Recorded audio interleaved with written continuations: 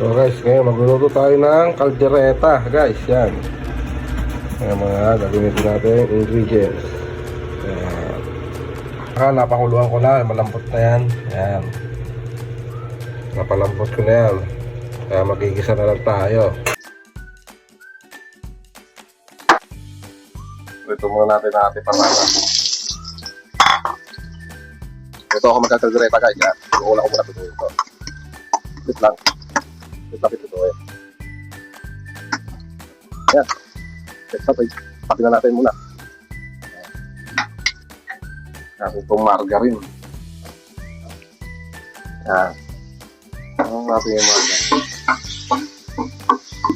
Kuya. At bawang. Okay na yan. Ayun ang may nating sili. Ayan. Para may tomato paste.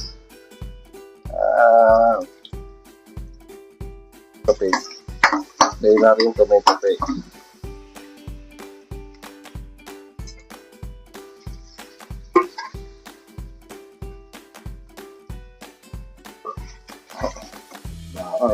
Yan. Haluhaluin lang natin guys. Yan. Kaunting toyo lang.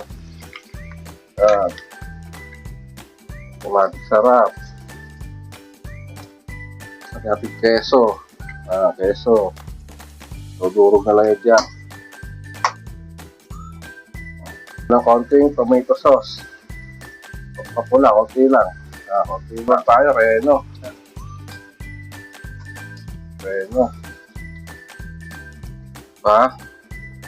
Sarap niya guys. Pagkabot.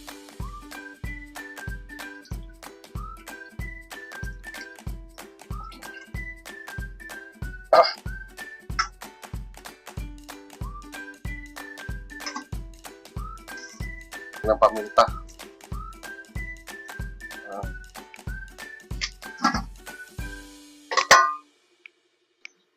Guys, okay na yan. Medyo may sarsa-sarsa.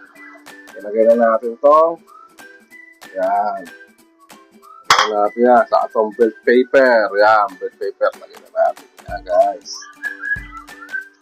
Haluhaluin lang natin. Konting asin guys kasi matabang. Okay na yan. So guys, yan. For 2 minutes. Okay na yan. Kaldereta.